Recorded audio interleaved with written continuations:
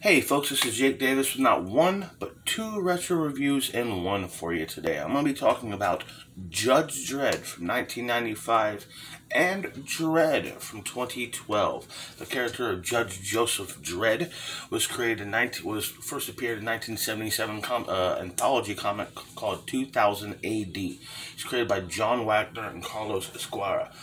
Judge Dredd is a clone of top judge, and they live in the main city of the final city of Mega City 1. It's most of the eastern seaboard, or at least most of the upper half of the most eastern seaboard, and this is pretty much all of Earth that is inhabitable anymore. After big fallouts and shit like this, the rest of the planet is just called the Cursed Earth. Because of there's so many people in such a congested area, and there's so much crime to kind of streamline the justice system, they give street officers, start calling street officers street judges. They're judge, jury, and executioner, as well as the arresting officer. Which means if you get caught raping a girl, the judge can execute you on the spot right there, and this is duty. Anyhow, so we get into the first film, Judge Dredd, released in June of 1995 and distributed by, I didn't even know this recently, by Disney. Disney's Touchstone, pretty much where they let their R-rated movies go back in the day. I'll get to that in a minute. This movie is directed by Danny Cannon, who went on to direct I Still Know What You Did Last Summer, which I still say is one of the stupidest horror movie sequels I've ever seen. Not one of the worst, but just one of the stupidest, okay? This movie stars Academy Award nominees Sylvester Stallone, Diane Lane, Max von Sydow, and also stars Armand Assante, Joan Chin, Jurgen Prochnow, Scott Wilson, Mitchell Ryan, Ewan Brimmer, and Razzie winner Rob Schneider. The whole setup to this one is we're basically just introduced to the world of Judge Dredd and Mega City 1 and the Society of the Judges. And I also want to point out, there's a really cool thing. There's actually a title scroll at the beginning of the movie. You know, nowadays you go back for a perfect example is Green Lantern. Green Lantern has an opening intro, and then they explain the powers, scene, whole scene of them explaining the powers and the mythology to Hal Jordan, and then the whole scene of him explaining the stuff to Carol Ferris. It's like that movie thought its setup was more complicated than it was. Just a simple title scroll. That's all you need. Now people think it's all just ripping off Star Wars. If you did it, but Star Wars was ripping off Flash Gordon when he did it. Anyhow. So there's this big fight where we meet Judge Dredd. We meet the lawgiver, which is his gun with 6 different functions, including, you know, signal flares. What was we looking for? We call it like Jesus Christ, like a bright bomb. When they shoot things into blind people, like SWAT do. Fuck, I'm totally blanking on what you call those. But all got all kinds of cool functions on them, as well as Bam Bam. And also, each gun is printed to the ID of a street judge. So you can't pick one up unless you're a judge. Otherwise, it will kill you. So we get a little bit of backstory on Judge Dredd. First opening scene is super awesome, and then he takes off his helmet, which whole movie goes downhill from there. First off, Judge Dredd has never, ever shown his face in the comics. That gives him so much of his mystery.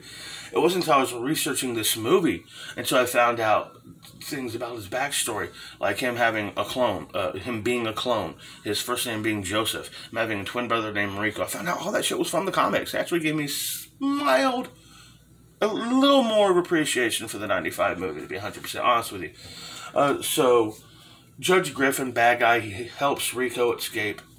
Rico was Judge Dredd's partner until he murdered somebody, and Dredd judged him, convicted him, couldn't bring himself to kill the man. So it's been years since he's been locked up. Judge Griffin, who's an ambitious top judge who wants to be, you know, the supreme judge, he breaks Rico out. Rico murders a reporter who's trying to do develop a hit piece on Judge Dredd, because Judge Dredd's an incredibly violent judge. And this reporter is murdered. And because it's Judge's uniform, Judge's DNA, Dredd's DNA, he's convicted for the murder and sent off to like their San Quentin or whatever. God, I'm shooting this video too early. Anyhow, oh yeah, that felt better. He's recognized on the transport, and it crashes during a fist fight. They're captured by the Angel family, who are, I believe, also from the comics. Definitely Mean Machine Angel is. And they're crust survivors, and they're cannibals. And, of course, got thrown in the weird, wacky, religious shit, as they always are wanting to do. So, Judge Dredd is also now with this pickpocket and a hacker, played by Rob Schneider, who is just... I'm not gonna say he ruins the movie, because he is funny. But did Judge Dredd really need his own Gabby Hayes? You know what I mean? Anyhow, they eventually escape. Judge Fargo, who was the judge who couldn't, just like with Rico, he could not condemn Judge Dredd to death because he believed he was innocent. And he shows up there because he's ostracized himself to the crust of earth. He saves Judge Dredd from the Angel family and some other crooked judges that have been sent to the cursed earth to make sure that Dredd is dead.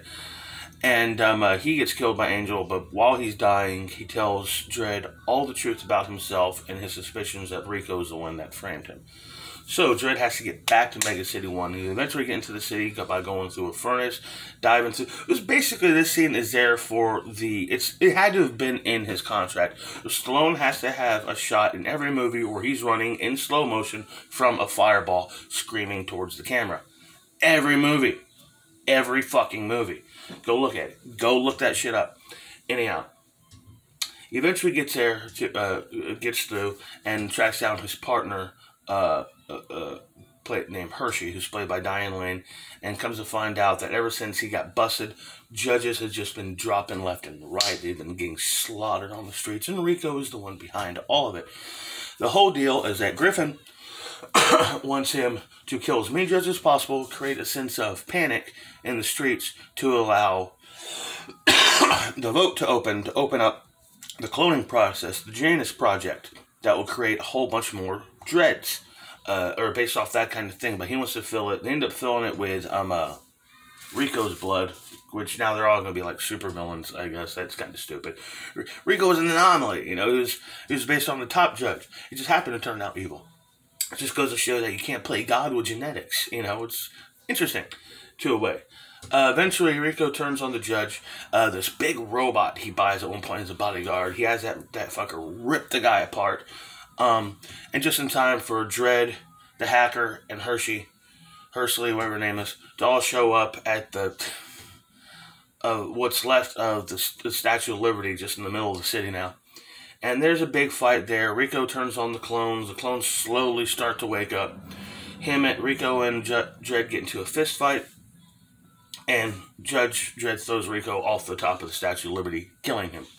The movie ends with Judge Dredd putting on his helmet, putting on a bike, and going to do literally for no other reason, just so he can go do the pose from the end of Batman, so they can rip off the end of that movie. It's a shit movie. It is one of Stallone's worst films. It really is. And it is an absolute embarrassment. It killed Stallone's career, his momentum for years. I mean, it wasn't too long after this he was doing shit like Daybreak and Assassins and Get Carter. This fucked everything up for Stallone, and his career never really recovered. We got, the Creed. Creed was pretty good. The Expendables was pretty badass, but Stallone never really got on a roll again. You know what I mean? Bullet to the Head was a fun movie, but just me and my dad are the only ones who liked that. I don't even think the people who made that movie liked that movie. And this was apparently whole action sequences and subplots were removed for the sake of first the MPAA were gonna cut down to, we're gonna give it an NC-17 for violence, and that's absurd. And then they had to cut it 5 different times to get down to a PG, to get down to an R rating. But Stallone wanted a PG-13 rating, so they cut it down even more. And there's these huge problems with stuff like, for example, let me plug this. There's these huge problems like the clones. The clones are waking up, making scary faces and doing zombie shit while he's fighting Rico. But then after Rico's dead, it's just over. There's no rounding up the clones, no shutting down the machines. He just go outside, he gets a pound, he gets his attaboy, and rides off into the sunset after kissing the girl. Of course, there was this huge action sequence of them shooting and killing all the clones and fighting them. Dredd had to do Dredd shit, and that got cut. Then shouldn't the build-up, the other shots been cut too? And then there is the last scene. Okay, yes, I understand he just saved the city, stopped a clone army uprising, and killed the bad guy, and all this kind of shit. But he's also a convicted murderer that's on the loose. And this is Mega City 1. These are judges. They just let him go back to work. Just we'll fix your hours when you clock out at the end of the day. It's a stupid movie. It's a bad movie, and it is an embarrassment to all involved. But now let's talk about Dredd 2012. Directed by Pete Travis. Also, one more thing. Danny Cannon was so disheartened by working with Stallone on Judge Dredd, he vowed to never do another big Hollywood movie again or work another big movie star. It was not a project for Stallone. It was a vehicle. It's just money. And it sucks because he, on paper, is a great choice for Dredd. Anyways, let's move on. Dredd 2012. Directed by Pete Travis, who is coming off of a pretty good Dennis Quaid action movie called Vantage Point, and run by Alex Garland, who'd go on to write and direct the very good sci-fi horror film Ex Machina a few years later. This movie stars Carl Urban, Olivia Thirlby, Lena Headey, Wood Harris, and Jamal Gleason. And the whole thing is, you already know the whole deal with the setup, Mega Block, and everything. This time we get a Dredd that never tells his first name, that never takes off his fucking helmet, and damn sure doesn't crack one-liners. Well, he has a few one-liners, but, you know, it's not goofy shit. There's no focus on humor in this movie. He's given a brand new partner, a telepath, and they get a murder call for a Mega Block called Peachtree. Basically, 2,000 tall, 2,000 foot, 20-story tower, or a 200-story tower, actually, and it's just nothing but crime. And they show you that there's a shitload of these blocks all throughout the city, and this is just one that Judge Dredd is dealing with. So get up there, investigate the murder, and they're trying to get to want to arrest they arrest one of the killers, and while they're trying to leave, Mama, the head of the gang, played by Lena Headey, shuts down the entire block and basically puts a price on the two judges' heads. Now, if that sounds familiar, because it's the exact same premise to The Raid Redemption, which is one of the best action movies ever made, and the sequel, The Raid 2, was probably my top 10 best action movies of all time, if not my top 5. So yeah, it's that story. So basically, them fighting their way, level by level, trying first to get up to Mama and then trying to get down. And it's also a lot of really cool shit. I mean, that's all it is. But it's got that Judge Dredd action. It's got that Judge Dredd style. It's got great villains, and there's this cool drug thing they called slow-mo in it, where you hit it and just breaks down everything to like 1% of its time, the way you're experiencing it. And it's a real sick scene where they shoot a guy up with this stuff and then start skinning him alive. Ew. But I mean, I know I talked way more about the original movie, but really there's not much here to say about Dredd 2012 other than it's fucking awesome. It's a great action movie. So badass. And, yeah, definitely 100% recommend it. You know, there's crooked judges, and there's all this, and, like I said, telepaths and shit like this, and evil villains. Not just Mama is evil. The Wood Harris villain that, they're dragging around with him trying to arrest. He's real fucking sick fuck, too. But eventually, Dredd gets to the top, shoots a bitch up with slow-mo and throws her off the roof so she can experience all that fall. At the end of it, Anderson, his partner, says she's not going to be a judge anymore because she thinks she's failed her evaluation, because this is basically training day. And when the commissioner, or whatever, the top judge, chief judge, walks up to Dredd, she's like, no, she passed. And then what does Judge Dredd do? He goes back to work. Because it's just the beginning of his shift, this motherfucker. It's a classic. It is a bad-ass action movie. And a movie that also came out in a pretty good year of action movies. The same year as The Avengers and Skyfall. Well, The Dark Knight Rises, it's a fun movie, but it's not action scenes that are so entertaining about those Nolan Batman movies, I'll tell you that much. Anyhow, one more thing about the original Judge Dredd, I just absolutely, once again, because I have an opportunity to, is praise Alan Silvestri. I love his music, I love his scores.